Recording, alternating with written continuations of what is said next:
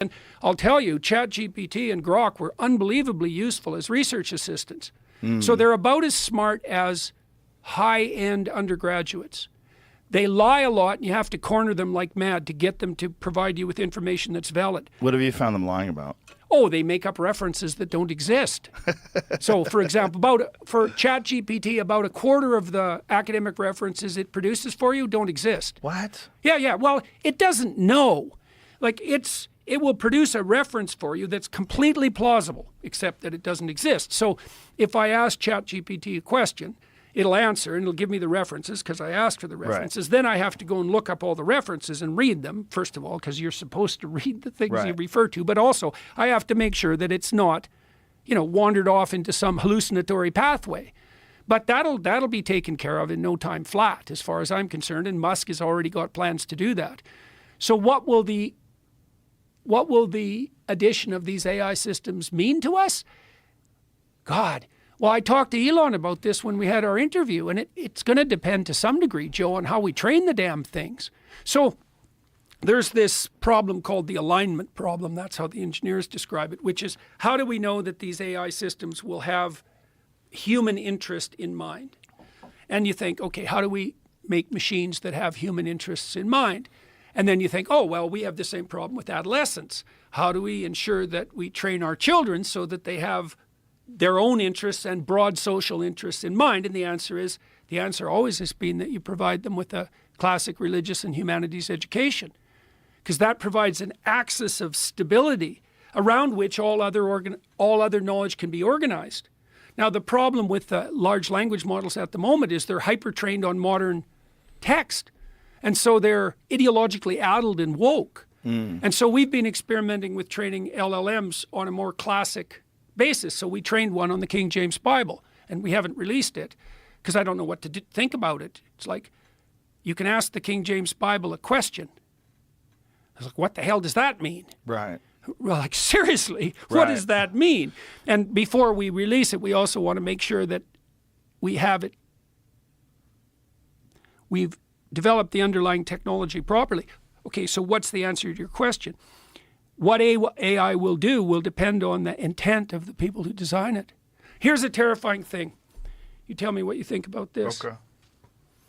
All right, so your thoughts are orienting phenomena.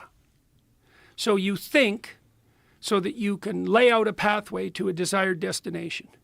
And then you can evaluate the thought to see if that's a good strategy to get there. Okay, so there's an implication that comes along with that. A thought enters the theater of your imagination in relationship to your goal. So you can formulate that in religious language. The spirit that answers your prayers, the nature of the spirit that answers your prayers will be dependent on the nature of your prayer. Yeah, that's for sure. Right. Yeah. So imagine that you're harboring feelings of resentment and bitterness as you're plotting your economic pathway forward. And so you're trying to think about what you should do, but you have the spirit of resentment and bitterness sitting on your shoulder. The thoughts that enter your mind are going to be a consequence of your possession by that bitterness to the degree that you've allowed it to shape your goal. So here's a corollary of that. This is stunning. It's a stunning thing to understand. If you orient your aim upward in the highest manner, the spirit that informs your thought will be the spirit of the highest possible aim. And God, that's something to know, man. So that's what a religious practice, a fundamental religious practice is for. It's like, get rid of the corrupt motivation. Get rid of it. Get rid of it. Pray for the salvation of your soul, that you're aiming right, because your aim is going to determine the content of your thoughts. And that is how it works technically. That's how it works neuropsychologically. Your thoughts are the handmaiden of your aim.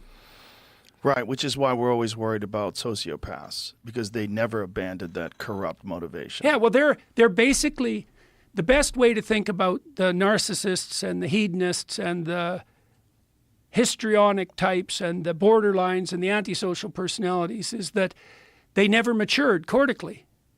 So like children come into the world in a way, as a bundle of competing subcortical motivations, right? And they're very powerful motivations. Anger, for example, you watch a 2-year-old have a temper tantrum, it's quite the show. And they want short-term immediate gratification. Now, what happens as your cortex matures, you transcend those lower order instinctual motivations, that would be the Freudian id, and you start to regulate your behavior in relationship to your own future. So you stop doing stupid, pleasurable things in the moment that will compromise you, and you start to be able to incorporate the views of other people. That's how kids at 3 start to develop the ability to have friends. And the more sophisticated you get, the more other people and their perspectives are part of your perceptions, and the more the future is taken into account in your actions. And the cortex is actually there so that that can happen. And it has to happen in a social context because you have to pick up the society of your peers, obviously. And so conditions like psychopathy, or even power seeking for that matter, are conditions of radical immaturity. And so that's how you explain their emergence. And one of the things that's interesting about that is it provides a very powerful argument against moral relativism. It's like there's a real difference between maturation and immaturity. Maturation is productive and sustainable, and immaturity is divisive and destructive.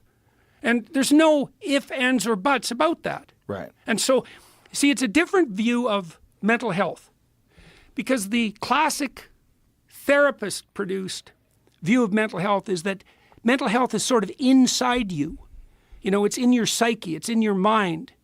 But it's not. Like, your mental health is the harmony of your existence in relationship to the future and other people, right? And that sense of well-being that can infuse you if you get the balance right isn't a reflection of the proper structuring of your function of your mind or your brain. It's a phenomena that emerges when everything is in its proper place and operating harmoniously. That's what you experience in music. Like, music represents that. Everything in its proper place. That's what Adam is called upon by God to do in the story of Adam and Eve. To subdue the world. Subdue. Everything in its proper place so that the whole structure operates in a harmonious manner. It's a much more expanded view of what constitutes mental health. Anyways, education should serve that, right? And so if you take the staff of Moses, it's planted in a single place. The community grows around that. That's the same as the magic wand of Gandalf, that idea of a magic wand. It's the traditional ethos associated with transformation and sacrifice around which communities aggregate themselves. And a proper humanities and religious education inculcates that center structure so that knowledge can be organized around it. The last time we talked, I suggested to you that we see the world through a biblical lens. Literally see it. I mean, literally. It structures our perceptions. And I've investigated that far more deeply. And what seems to be the case with a corpus of stories like the biblical library is that if you know the stories, it structures your psyche so that you have a place to put information. And so that enables you to understand the current world and everything that's happening, but to place everything in the right context.